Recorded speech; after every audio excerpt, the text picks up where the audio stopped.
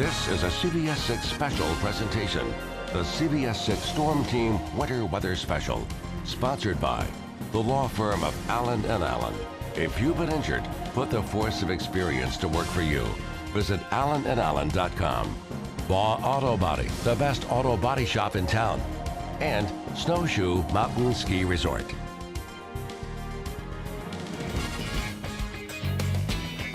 Thanks for joining us for this year's Winter Weather Special. I'm Chief Meteorologist Zach Daniel, and over the next 30 minutes, Mike Stone, Carrie Rose, and I will bring you the information you need to prepare and stay safe before, during, and after our next winter storm.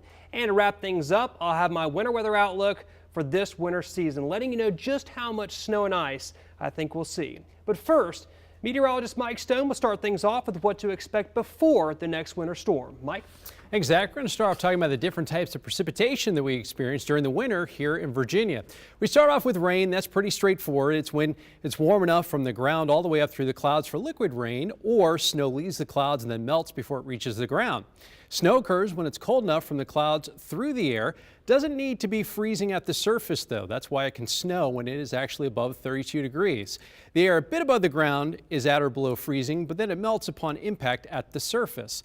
Sleet is another name for ice pellets. That's the stuff that makes the crackling sound when it pings off of the roof in air conditioner units. Snow leaves the clouds, but then it travels through a brief warm layer of air quite a bit above the ground.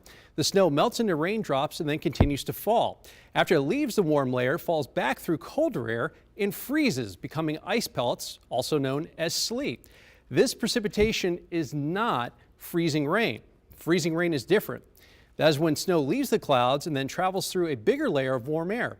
It becomes liquid, rain, and stays a liquid all the way to the surface. But when surface things like roads, sidewalks, power lines, tree limbs are at or below freezing, the liquid rain hits those objects and then freezes into ice after impact.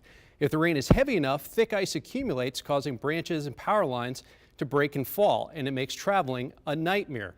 Which brings us to the different types of watches and warnings that we see in winter. A winter storm watch is issued when a storm is expected to affect us in the near future, but not immediately. A watch is issued when the storm is expected to produce enough snow, ice, or a combination of the two to make things a little difficult. Once the storm is quite close or upon us, this watch can be upgraded to a winter storm warning. This means that we'll see accumulations to cause travel issues and perhaps other problems as well, such as power outages, etc. If the storm arrives and it won't be too bad, a winter weather advisory may be issued. This means conditions will be a nuisance and warrant caution when traveling.